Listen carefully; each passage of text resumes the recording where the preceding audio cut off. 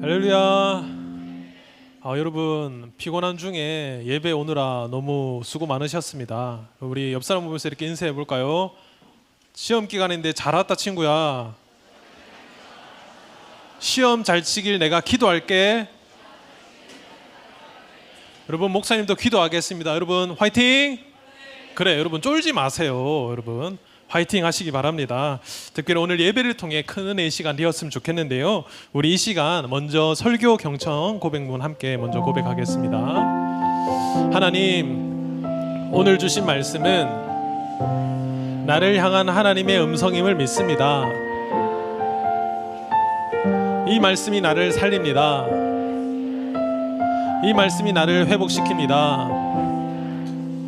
그러므로 이 시간 다른 것에 나의 시선을 빼앗기지 않겠습니다. 오직 하나님 말씀만 경청하겠습니다. 아멘. 시간 말씀 듣기 전에 경건한 마음으로 여러분의 휴대폰을 담임 선생님께 제출해 주시기 바랍니다. 오늘 함께 보실 하나님의 말씀은 사무엘상 2장 12절에서 17절, 27절에서 30절까지의 말씀입니다. 보여주세요. 엘리의 아들들은 행실이 나빠 여호와를 알지 못하더라. 그 제사장들이 백성에게 행하는 관습은 이러하니 곧 어떤 사람이 제사를 드리고 그 고기를 삶을 때 제사장의 사환이 손에 3살 갈고리를 가지고 와서 그것으로 냄비에나 솥에나 큰 솥에나 가마에 찔러 넣어 갈고리에 걸려 나오는 것은 제사장이 자기 것으로 가지되 실로에서 그곳에 온 모든 이스라엘 사람에게 이같이 할 뿐 아니라 기름을 태우기 전에도 제사장의 사환이 와서 제사 드리는 사람에게 이르기를 제사장에게 구워드릴 고기를 내라. 그가 내게 삶은 고기를 원하지 아니하고 날 것을 원하신다. 그 사람이 이르기를 반드시 먼저 기름을 태운 후에 내 마음에 원하는 대로 가지라. 아니라 지금 내게 내라. 그렇지 아니하면 내가 억지로 빼앗으리라 하였으니 이 소년들의 죄가 여호와 앞에 심히 크면 그들이 여호와의 제사를 멸시함이었더라. 하나님의 사람이 엘리에게 와서 그에게 이르되 여호와의 말씀에 너희 조상의 집이 애굽에서 바로의 집에 속하였을 때에 내가 그들에게 나타나지 아니하였느냐? 이스라엘 모든 지파 중에서 내가 그를 택하여 내 제사장으로 삼아 그가 내 제단에 올라 분향하며 내 앞에서 에봇을 입게 하지 아니하였느냐? 이스라엘 자손이 드리는 모든 화제를 내가 내 조상의 집에 주지 아니하였느냐? 너희는 어찌하여 내가 내 처소에서 명령한 내 제물과 예물을 밟으며 내 아들들을 나보다 더 중히 여겨 내 백성 이스라엘이 드리는 가장 좋은 것으로 너희들을 살지게 하느냐? 그러므로 이스라엘의 하나님 나 여호와가 말하노라. 내가 전에 내 집과 내 조상의 집이 내 앞에 영원히 행하리라 하였으나 이제 나 여호와가 말하노니 결단코 그렇게 하지 아니하리라. 나를 존중히 여기는 자를 내가 존중히 여기고 나를 멸시하는 자를 내가 경멸하리라. 아멘. 여러분 많은 학생들이 내일이면 뭐가 시작될까요? 맞아요. 시험 기간이 시작돼요. 어떤 친구는 너무나 부담이 되어서 예배 오는데 막 울면서 오더라고요. 무슨 일 있니? 라고 물어보니까 시험 기간이 너무 부담이 된다 하더라고요. 여러분 공부 많이 하고 있습니까? 안 하고 있어요. 공부를 안 하고 자꾸 시험에 대한 염려만 하면 안 됩니다. 일단 공부를 해야 돼요. 우리 옆 사람 얼굴 보면서 이렇게 인사해 볼까요? 친구야, 세수는 하고 왔니? 그래도 잘 왔다. 예. 네, PPT 띄워주세요. 여러분 아마 많은 친구들이 지금 이 사진처럼 왼쪽에 있는 우리 여학생처럼 제대로 씻지도 못한 채 예배에 온 것 같아요. 예전에 개그맨 허경환 씨가 개콘에서 꽃꽂이라는 프로를 했었는데 딱 그 모습 같습니다. 궁금해요? 궁금하면 500원. 이거 하나요? 이거 하나요? 제가 요즘 밀고 있는 허경환 씨의 또 다른 캐릭터였습니다. 요즘 뭐 놀면 뭐하니도 나오고 잘 나가더라고요. 그러고 보니 아까 일부에서도 했는데 경상도 사투리가 요즘에 대세인 것 같습니다. 양상국 씨를 비롯해서 여러분 나중에 내가 서울에 있는 대학 가더라도 갑자기 서울말 쓰려고 하지 마세요. 안 돼요 여러분. 네. 부끄러워하지 마시고요. 당당하게 내가 경상도 사람이다 자신 있게 여러분 사투리 사용하시기 바랍니다. 너무 갔습니까? 예, 다시 설교로 돌아왔어요. 여러분 오늘 평소에는 우리 학생들 얼굴에서 막 빛이 나는데 오늘은 왠지 모르게 다크서클이 막 이만큼 내려와가지고 팬더들이 좀 많은 것 같습니다.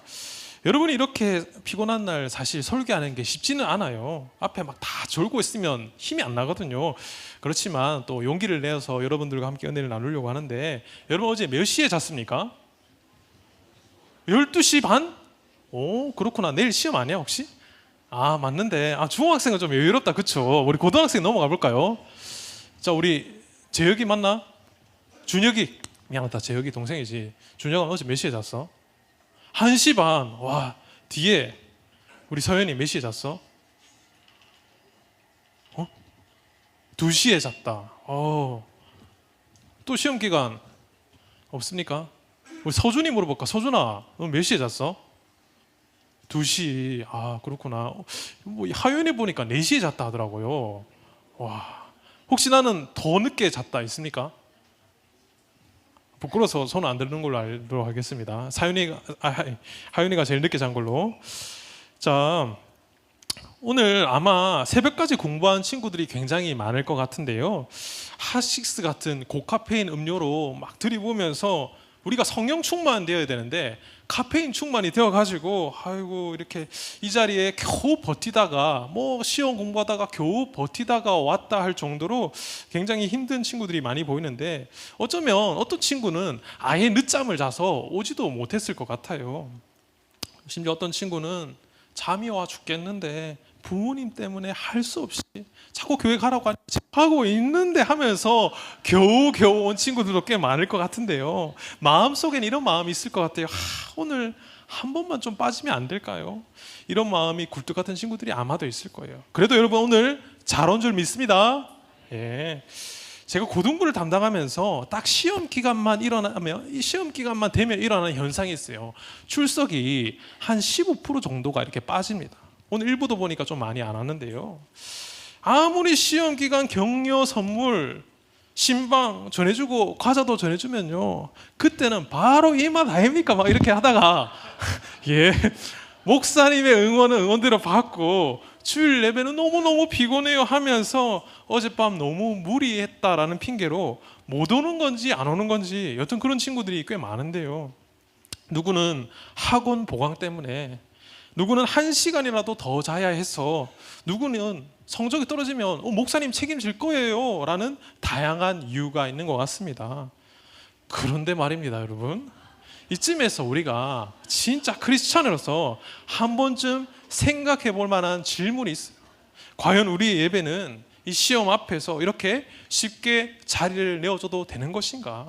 우리의 예배 생활 정말 이대로 괜찮은가? 오늘 이 내용으로 여러분들과 함께 은혜를 나누고자 합니다. 여러분 오늘 아까 우리가 본 이 사무엘상의 말씀은요 사실 여러분의 시험 기간만큼이나 아니 그보다 훨씬 더 어둡고 엉망진창이었던 시대의 이야기입니다. 사무엘상은요 이스라엘 역사에서 가장 혼란스러웠던 사사 시대가 끝나갈 무렵의 이야기인데요, 당시 이스라엘은 한마디로 영적인 노답 상태였습니다. 사람들은 각자 자기 소견에 옳은 대로 살았고 영적인 질서는 완전히 무너져 있었던 시대죠. 이때 모든 사람의 생각 가운데 있었던 질문 하나였습니다. 도대체 우리를 이 어둠에서 구원해 줄 진짜 왕은 어디에 있는가? 그 중에서도 오늘 본문인 사무엘상 2장 말씀은요 그야말로 극과 극의 대조를 우리에게 보여주고 있습니다. 당시 제사, 지금으로 말하면 예배겠죠. 예배를 집례하던 제사장 엘리는요 홈니와 비느하스라는 두 아들이 있었습니다. 요즘으로 치면 완전히 교회의 모범생에 예배 전문가가 되어야 하는데 실상은 성경을 그들을 이렇게 설명하고 있습니다. 사무엘상 2장 12절입니다. 엘리의 아들들은 행실이 나빠 여호와를 알지 못하더라. 엘리의 아들들이 여호와를 알지 못했다라는 거예요. 김고은 목사님은 사무엘상 통독 주석에서 12절 말씀을 이렇게 소개합니다. 여러분이 한번 읽어주세요. 시작. 엘리의 아들들이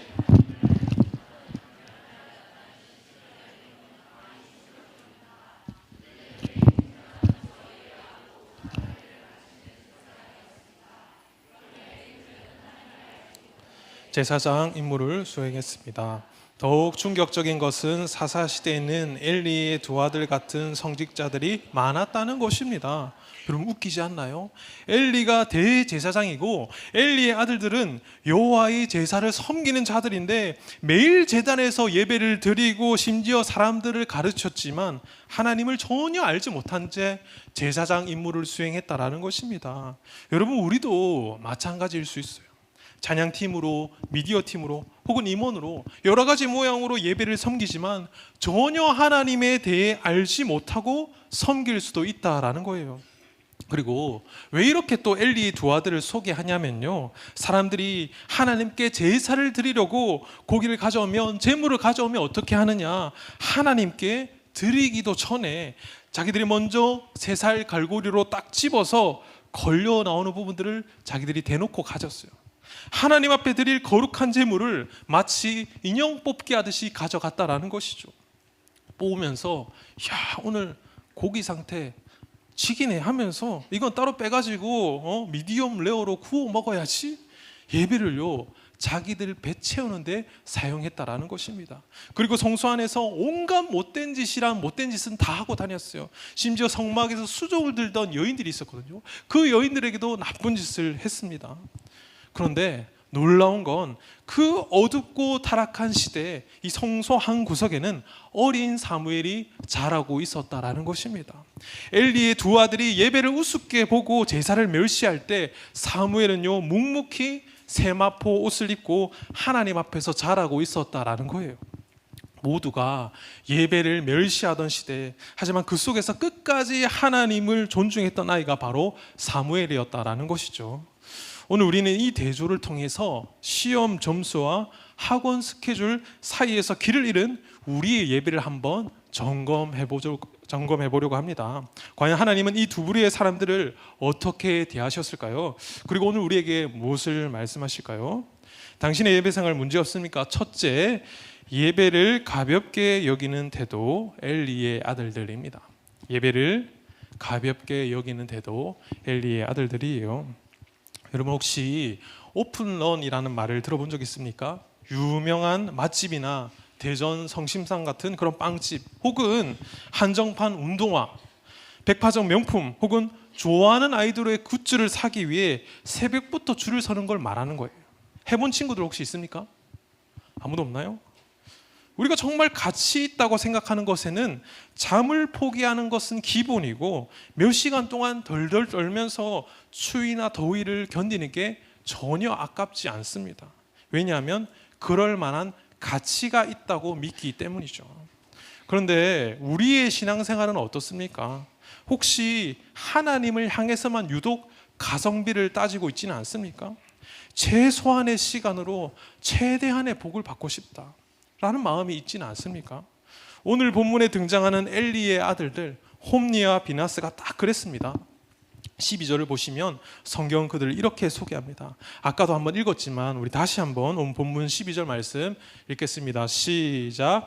엘리의 아들들은 여호와를 알지 못하더라. 제사장의 아들들인데 여호와를 알지 못했다라고 소개하고 있습니다. 이게 말이 될까요? 여러분 여기서 알지 못했다라는 말은요 단순히 지식이 없었다라는 말이 아니라 하나님을 전혀 신경 쓰지 않았다라는 뜻으로도 해석이 가능합니다. 그 증거가 13절부터 나오는데요, 당시 제사법에 따르면 제물로 바친 고기는 먼저 하나님께 태워드리고 그리고 남은 것을 제사장께 드리게 되어 있습니다. 그런데 이 형제들은 어떻게 했습니까? 고기를 삶고 있는데 하인들을 보내서 갈고리로 소단을 다 휘저어서 찍혀 나오는 것은 다 가지고 갔습니다. 심지어 하나님께 드리는 상징인 기름을 태우기도 전에도 야 생고기로 내놔 하면서 다 가져갔다라는 것이죠. 이게 본문에 나옵니다. 여러분 이 행실이 나쁘다라는, 여기서 나쁘다라고 번역된 히브리어는요 벨리야알입니다. 들어본 적 있습니까? 고린도 후서에는 이거를 벨리알로 사용하고 있는데 성경 문화 배경 사전에 보면 벨리알을 이렇게 설명합니다. 벨리알, 신약 성경에서는 정관사가 붙어 특정한 악인 곧 사탄을 가리키는 고유 명사로 사용되었대요. 벨리알이 뭐라고요? 사탄을 지칭할 때 쓰던 말이었다라는 것입니다. 또한 또 다른 의미로는 가치 없다, 아무짝에도 쓸모없다입니다. 제사장의 아들들이면 세상에서 가장 가치 있는 일, 예배를 인도하는 사람들인데 하나님 보시기에는 아무런 가치가 없는 인생을 살고 있었다라는 거예요. 여러분, 우리가 아무리 종교 1등을 하고 모의고사 때 1등급을 수두룩 맞고 내가 세상에서 좋은 대학에서 성공해도요, 하나님과의 관계가 끊어져 있다면요, 하나님 눈에는 벨리알, 즉 무가치한 인생이 될 수도 있다라는 것이에요. 또한 12절에 여호와를 알지 못하더라라는 말의 모순입니다. 그러면 이게 상식적으로 말이 되는 말입니까? 그들은 매일 성전에서 일을 하는 사람들이에요. 제사 드리는 법, 율법, 하나님의 이름 아마 달달달 외우고 있었을 것입니다. 그런데 성경은요, 그들이 하나님을 모른다라고 말해요. 여기서 알다, 모른다, 알다 할 때 이 알다라는 히브리어 단어는 여러분이 많이 들어본 야다입니다. 머리로 단순히 지식으로만 아는 것을 뜻하는 것이 아니라 경험해서 안다라는 의미를 가지고 있는 거예요. 이걸 요즘 우리식으로 표현하면요, 부모님이 모태신앙이라 평생 교회를 다녔는데 하나님이 내 삶에 살아계시는지는 전혀 모르겠어. 혹은 좋아하는 찬양이 있는데 내 그 찬양 가사, 멜로디도 너무 좋지만 그 찬양 가사의 신앙 고백이 내 고백이 되지는 않아, 이렇게 말한다라는 것이죠. 홈리와 비나스의 예배의 형식은요, 어쩌면 마스터했을지도 모르겠지만 예배의 대상인 하나님과는 완전히 손절한 상태였다라는 것입니다. 하나님을 인격적으로 알지 못하니까 하나님이 보고 계신다라는 의식이 전혀 없었다라는 거예요. 그러니까 하나님께 드릴 고기를 중간에 빼돌리면서도 양심의 가책이 전혀 생기지 않는 영적 무감각 상태에 빠지게 된 것이죠. 그래서 아주 당당하게 죄를 짓습니다. 왜냐하면 하나님을 모르니까요. 그래도 되나 보다 하면서 선을 넘기 시작한다는 것입니다. 하나님을 안 무서워하니까 예배 시간을 자기 배 채우는 런치타임으로 사용했다라는 것이죠. 사랑하는 청소년부 여러분, 어쩌면 우리도 마찬가지가 될 수 있습니다. 하나님을 그냥 그저 그런 존재로 지부하면서 시험 기간에 예배를 빠지는 것이 처음에는 미안하다가 나중에는요, 당연해집니다. 공부해야 되니까 어쩔 수 없지라며 당당해져요. 내가 대학 못 가면 책임질 거예요. 이게 바로 홈리와 비나스가 걸었던 여호와를 알지 못하는 자의 길이라는 것입니다. 사실 이 얘기는요, 오늘 예배에 나온 여러분들에게는 적용되지 않은 말씀일 수도 있어요. 그러나 여러분 중등부 학생들 특별히 잘 들으시기 바랍니다. 여러분 지금은 안 그럴 것 같아도요, 고등학교 가면 얼마든지 이렇게 타협하게 될 수도 있다라는 것입니다. 여러분은 하나님을 지식으로 압니까? 아니면 관계로 알고 있습니까? 여러분의 행실이 하나님이 보시기에 가치 있는 인생입니까? 아니면 하나님과 전혀 상관없는 벨리알의 인생입니까? 이 소년의 죄에 대해 성경은 이렇게 소개합니다. 우리 17절 말씀 함께 읽겠습니다. 시작. 이 소년들의 죄가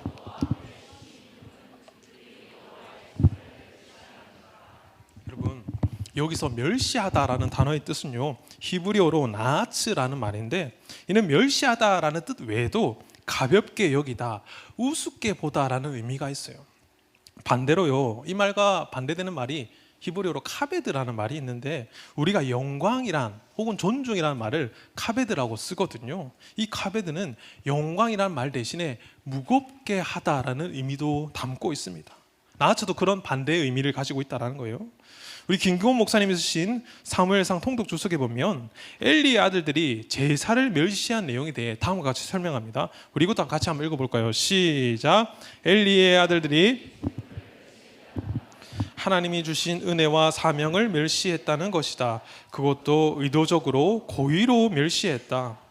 홈리와 비느하스에게 예배는 하나님을 만나는 거룩한 시간이 아니었습니다. 그저 내 배를 채울 고기가 나오는 시간, 내 배고픔을 해결하는 수단이었을 뿐이라는 거죠. 나의 필요, 고기가 하나님께 드리는 예배보다 훨씬 더 중요했다라는 것입니다. 여러분, 오늘 이 모습이 혹시 우리의 시험 기간의 모습과는 닮아 있지 않습니까? 우리가 시험 기간에 예배를 빠지거나 자리에 앉아 있어도 마음은 온통 영어 단어나 수학 공식만 생각이 난다면요, 우리의 중심은요, 어쩌면 홈리와 비나스와 크게 다르지 않을지도 모릅니다. 하나님, 일단 제 성적이 먼저예요. 예배는 나중에 드릴게요.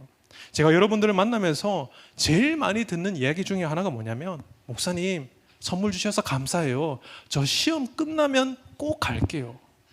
제가 이 말을 들을 때요, 정말 너무너무 마음이 아픕니다.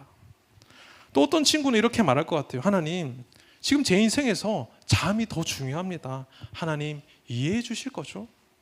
예배를 내 스케줄에 맞춰 조절할 수 있는 가벼운 것으로 생각하는 것, 예배를 내 인생의 성공을 위한 도구 정도로만 여기는 것, 이것이 성경이 말하는 제사를 멸시하는 행위라는 것입니다.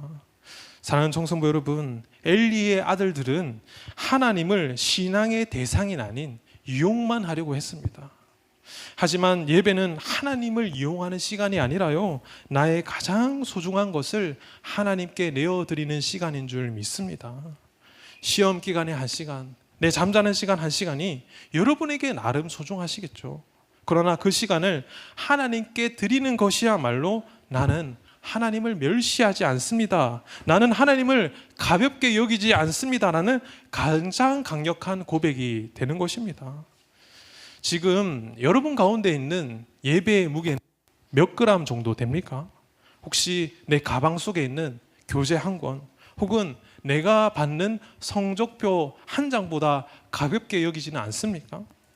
여러분, 예배를 가볍게 여기는 것은 예배라는 형식을 무시하는 게 아니라 바로 하나님이란 존재를 우습게 여기는 것입니다.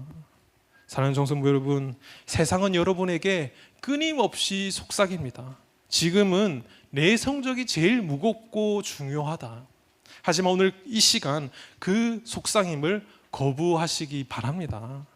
나의 가장 바쁜 시간, 가장 피곤한 순간을 하나님께 드림으로써 하나님께서 제 인생에서 가장 무겁고 중요한 분이십니다라고 고백하는 참된 예배자들 되시길 예수님의 이름으로 축복합니다.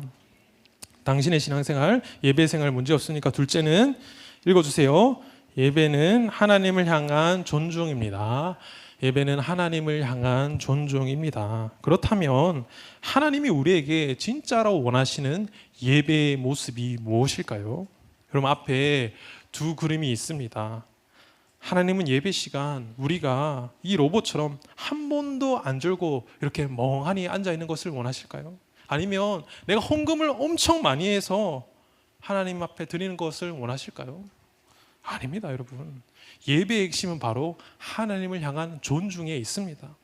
여러분, 존중이라는 말이 여러분들에게 조금 어렵게 들릴 수도 있는데요, 여러분 좀 간단한 말입니다. 여러분이 정말 좋아하는 연예인이 여러분 앞에 있거나 존경하는 인물이 있다고 생각해 보시기 바랍니다. 그 사람을 만날 때 여러분 어떻게 합니까? 예를 들어 여러분 앞에 지금 NCT 위시가 있다고 칩시다. 서연아, 여러분 어떻게 할래? 서연이 어디 있어? 일단 복장부터 신경 쓰지 않겠어요? 제가 잘못했나요? NCT 위시 별로 인기 안 좋나요? 죄송합니다. 어쨌든 다른 아이돌이라고 한번 생각해 보세요, 여러분. 내가 좋아하는 아이돌 방탄소년단? 뭐야? 뭘 좋아해 도대체? 예. NCT가 말할 때 여러분 어쨌든 딴짓 안 하고 눈을 맞추려고 얼마나 애쓰겠습니까? 약속 시간은 당연히 지키고 말고요. 몇 시간 전에 미리 나와가지고요, 오픈런도 할 겁니다. 먼저 보려고요. 왜 그럴까요? NCT 위시가 나에게 그만큼 가치가 있는 사람이기 때문입니다. 이게 바로 여러분 존중이라는 거예요. 오늘 본문 18절을 보면 예배를 망치고 있던 엘리의 아들들과는 완전히 딴판인 한 아이가 등장을 합니다. 바로 어린 사무엘이에요. 우리 18절 말씀 같이 읽겠습니다. 시작. 사무엘은 어렸을 때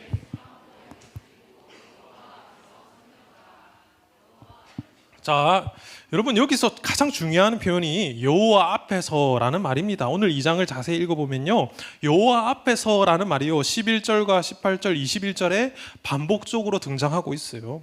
이 말씀의 의미가 뭐냐? 항상 사무엘은 하나님 앞에서 생각하고 하나님 앞에서 행동을 했다라는 거죠. 사무엘은 지금 내 옆에 친구가 누가 있는지, 제사장의 아들들이 고기를 훔쳐 먹는지 아닌지가 별로 중요하지 않았어요. 사무엘의 눈에는 오직 하나님만 보였다라는 것입니다. 시편 16편 8절의 고백처럼 내가 여호와를 항상 내 앞에 모시며 라는 태도로 살았다라는 것이죠. 하나님이 지금 내 눈앞에 계신다는 사실을 알았기 때문에, 믿었기 때문에 사무엘은 온 마음을 다해서 하나님을 섬길 수가 있었다라는 것입니다. 그리고 사무엘은요, 그 마음을 세마포 옷을 입는 것으로 표현을 했습니다. 당시 에봇은요, 제사장들이 하나님 앞에서 직무를 수행할 때 입는 아주 특별하고 거룩한 옷이었습니다. 성경 굳이 어린 사무엘이 이 옷을 입었다고 강조하고 있는데 여기에는 두 가지 의미가 있어요. 먼저는요, 구별됨의 표시입니다. 세마포는요, 아주 깨끗하고 하얀 천입니다. 사무엘이 이 옷을 입었다라는 것은요, 주변의 타락한 문화와 자신을 구별했다라는 거예요. 밖에서는 친구들과 뛰어놀고 흙먼지가 묻을 수 있지만 하나님 앞에 나아갈 때는 반드시 그 먼지를 털어내고 가장 깨끗한 모습으로 서겠다는 마음의 준비라는 것이죠. 여러분, 우리가 예배 드릴 때 복장을 신경 써야 하는 부분이 바로 여기에 있습니다. 하나님은 우리의 외모를 보시는 분은 아니세요. 그렇지만 우리의 복장은 우리의 마음이 지금 어디 있는지를 보여주는 신호가 되기 때문입니다. 슬리퍼 질질 끌고 아주 후줄근한 복장으로 예배도 거의 한 40분 넘어서 와요. 여러분, 편한 옷이 꼭 나쁜 건 아니지만 너무 성의가 없는 복장이나 슬리퍼를 끌고 오는 모습 속에서는 하나님, 제가 오늘 누구를 만나러 가는지 별로 중요하지 않아요라는 무의식이 깔려 있을 수도 있다라는 거예요. 그럼 우리가 좋아하는 사람을 만나러 갈 때 어떻게 합니까? 거울 한 번 더 보고 나가지 않나요? 예배를 위해 내 옷 매무새를 가다듬는 그 짧은 순간이 사실은 하나님을 향한 존중의 시작이라는 것이죠. 두 번째는요, 정체성의 고백입니다. 여러분 학교 갈 때 왜 교복을 입습니까? 물론 학교 규칙이기도 하지만 교복을 입는 순간 여러분의 정체성이 드러나기 때문입니다.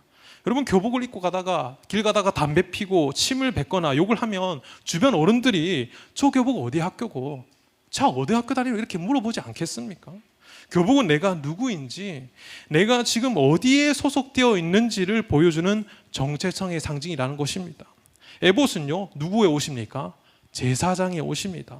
사무엘은 이 옷을 입음으로써 나는 하나님의 사람이다라는 사실을 스스로에게 계속 상기시켰을 것입니다. 시험 기간에 여러분이 학원 가방 대신에 성경책을 들고 교회로 향할 때, 혹은 주일 아침에 남들 다 자고 있을 때 깨끗하게 씻고 예배의 자리로 나아갈 때 여러분 이미 영적인 에봇을 입고 있다라는 거예요. 나는 세상이 말하는 성적표에 매인 학생이기 전에 하나님의 예배자입니다라는 정체성을 온몸으로 표현하는 것이죠. 안재경 목사님이 쓰신 책 중에 이런 내용이 있습니다. 여러분이 한번 읽어주세요. 시작. 예배는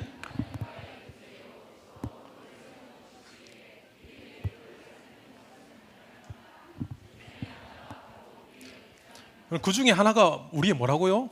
복장이에요. 예배는 거룩하신 하나님과 교제하러 오는 것인데 우리가 너무 대충 올 수는 없죠. 허나 불가피한 상황이 있을 수 있습니다. 제가 모든 상황을 이렇게 다 해야 한다라는 게 아니에요. 그래서 여러분, 예배는 먼저 우리 마음의 옷을 입는 그것이 먼저가 되어야 된다는 것입니다. 복장이 정돈되면요, 내 마음이 달라지고 마음가짐이 달라지면요, 비로소 말씀이 들리기 시작합니다. 여러분, 목사님을 존중하면요, 목사님의 설교가 들리기 시작합니다. 여러분, 성경 말씀을 존중하면요, 그 말씀에서 여러분 하나님의 음성을 들을 수 있을 것입니다. 여러분의 어떤 책을 존중하면요, 여러분 그 책이 여러분들에게 아주 귀한 것을 여러분들에게 줄 것입니다. 이건 제 말이 아니에요. 얼마 전에 우리 교회에 왔던 강준민 목사님의 말씀입니다. 여러분, 하나님을요 만만하게 보지 마세요. 하나님은 여러분의 일종의 보험이 아닙니다. 필요할 때만 부르는 호출벨, 알라딘의 요술 램프가 아니죠. 하나님은 온 세상의 창조주이시고 온 우주의 주인이십니다. 하나님은 예배를 통해 우리가 그분을 어떻게 생각하는지 확인을 하고 싶어 하십니다. 여러분이 시험 기간에 하나님, 저 진짜 오늘 공부할 거 산더미고 너무너무 졸려요. 그러나 그럼에도 불구하고 제 인생에서 공부보다 하나님이 더 귀하시니까 이 자리에 나왔어요 라고 말하며 앉아있는 태도, 그것이 하나님이 받으시는 최고의 존중이라는 것입니다. 얼마 전 어떤 학생이 서울대를 목표로 하고 실제로 공부를 너무너무 잘하는데 이 친구가 다음 날인가 다음 모레인가 시험이었어요. 이 시간이 얼마나 중요하겠어요. 그런데 임원 모임, 찬양팀 모임, 제자 훈련까지 빠지지 않고 다 참석했습니다. 이 친구 학교도 엄청 멀어요. 시험이 괜찮냐고 제가 걱정이 돼서 물었더니 잘 모르겠다라고 자신 없는 말을 하더라고요. 그러나 이 친구에는 지금 당장의 시험 공부보다 하나님을 섬기는 것이 더 중요한 거예요. 그럼 이게 진짜 신앙인의 모습입니다. 사랑하는 청소년 여러분, 세상은 여러분의 성적표를 보고 여러분을 대우하지만 하나님은 반대입니다. 여러분이 하나님을 높여드리고 존중할 때 하나님은 여러분 세상 그 누구보다 귀한 존재로 대접을 해주십니다. 껍데기만 앉아있는 예배가 아니라 사무엘처럼 온전한 존중으로 하나님을 마주하는 참된 예배자가 되시기를 예수님의 이름으로 축복합니다. 자, 당신의 예배 생활 문제 없으니까 셋째로 읽어주세요. 무너진 예배 속에서도 흐르는 하나님의 은혜. 무너진 예배 속에서도 흐르는 하나님의 은혜. 여러분, 여기까지 설교를 듣다 보면 어떤 친구는 굉장히 마음이 무거워진 친구들도 있을 것 같아요. 나 저번에 시험 공부하느라 예배 빠졌는데, 나 오늘 완전히 졸면서 들었는데 하나님이 나를 싫어하시면 어떡하지? 물론 졸았으니까 안 들릴 테지만 그래도 눈 감고 있어도 다 들리는 줄 믿습니다. 어쨌든 이 친구들에게 이런 걱정이 들 수도 있을 것 같아요. 근데 여러분, 목사님이 진짜 하고 싶은 얘기는 지금부터 시작입니다. 오늘 본문의 반전은요, 엘리의 아들들이 벌을 받고 끝났다라는 얘기가 아니에요.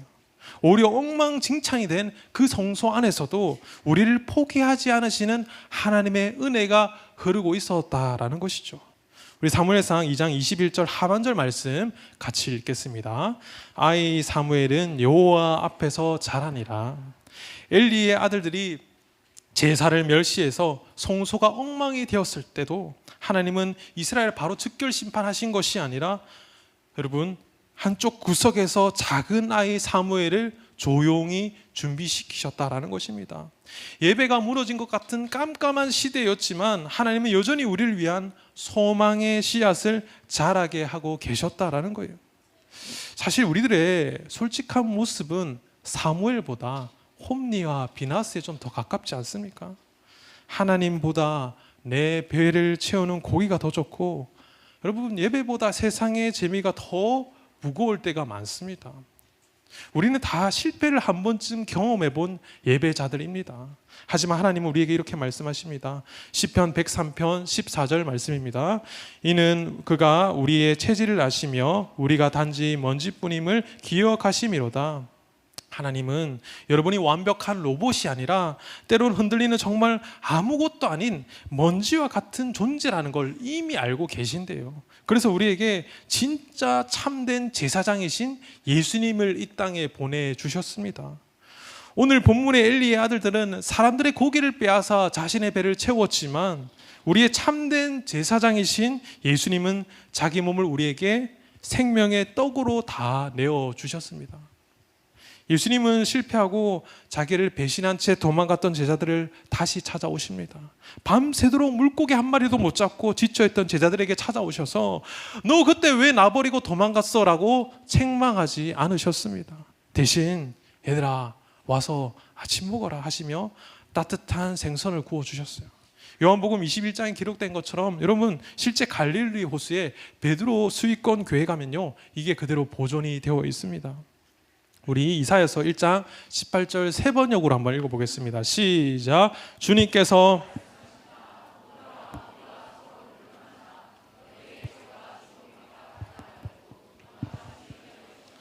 진홍빛과 같이 불고도 양털과 같이 희어질 것이다. 여러분, 오해하지 마세요. 아무렇게나 살다가 죄 지어도 예배만 나오면 다 땡이다 라는 말이 아니라, 이 말씀의 약속은 죄를 지어도 괜찮다는 허락이 아니라 너희가 어떤 상태에 있든지 포기하지 않고 고쳐서 다시 살려내겠다는 하나님의 강력한 의지입니다.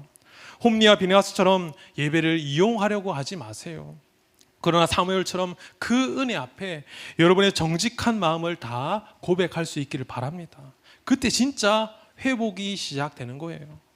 우리가 때로는 예배를 멸시하고 가볍게 여길 때조차 예수님 우리를 존중하셔서 십자가에서 자기 생명을 버리셨습니다.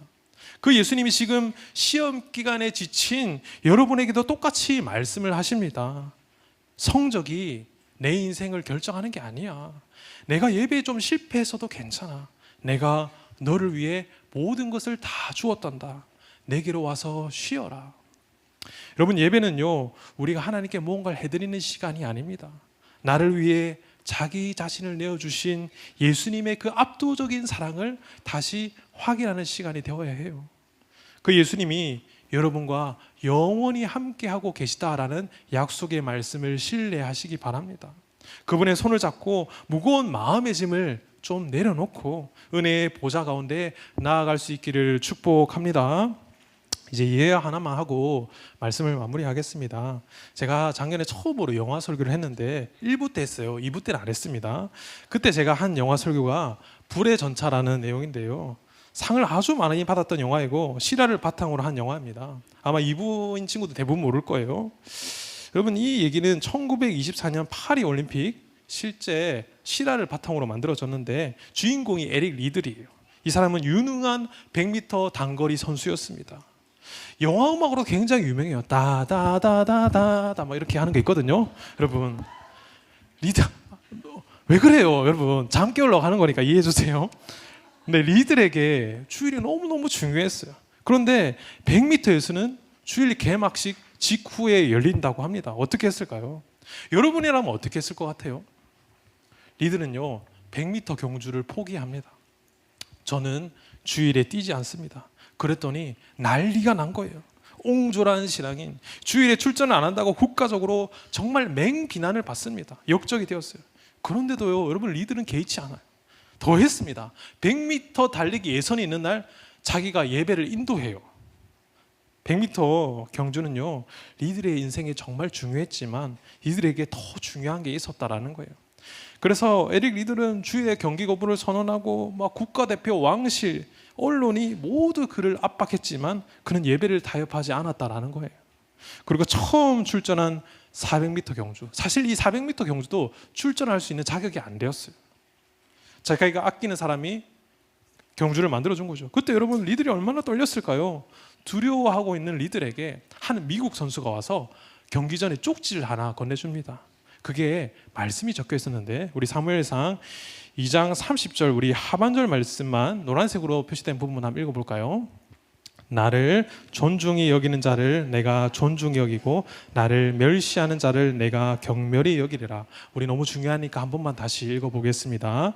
나를 존중히 여기는 자를 내가 존중히 여기고 나를 멸시하는 자를 내가 경멸히 여기리라. 여러분, 에릭 리들은 어떻게 되었을까요? 파리 올림픽 400m 여러분 어떻게 됐을 것 같습니까? 1등 했을 것 같습니까? 1등만 한 게 아니에요.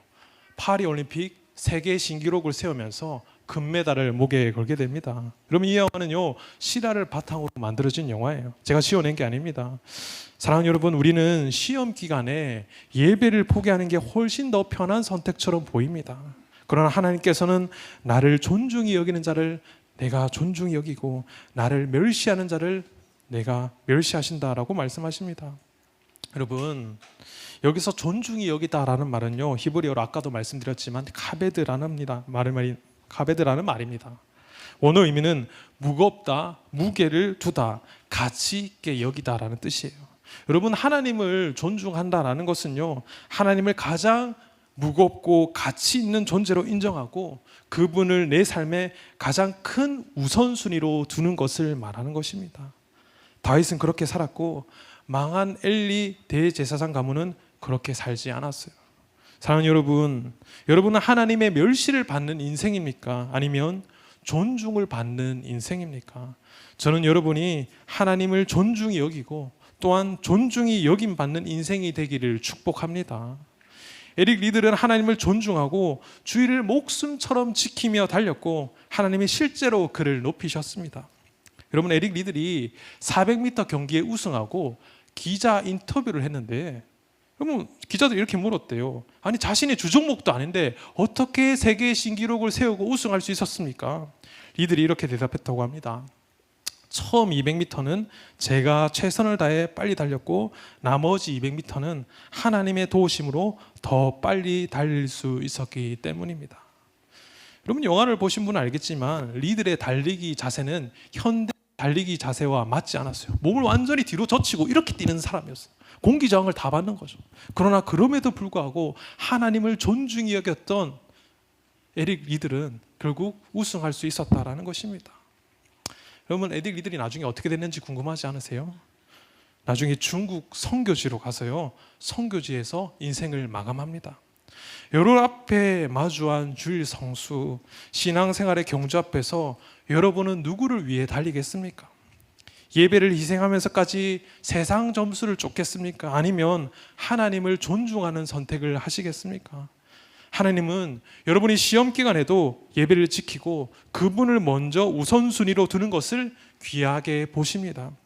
그리고 인생의 더 큰 결승선에서 참된 승리와 기쁨을 주시는 분이십니다. 여러분 오해하지 마세요. 그럼 나 이제 공부 안 해도 되겠다, 이렇게 마음을 편하게 가지라는 게 아니라 공부는 여러분 열심히 하세요. 그러나 예배와 신앙의 우선순위, 아까 1부 때 강한혜 목사님 말씀하신 것처럼 중심을 항상 하나님께 두시기 바랍니다. 하나님을 전심을 다해 존중히 여기는 여러분을 하나님께서 존중히 여기실 것입니다.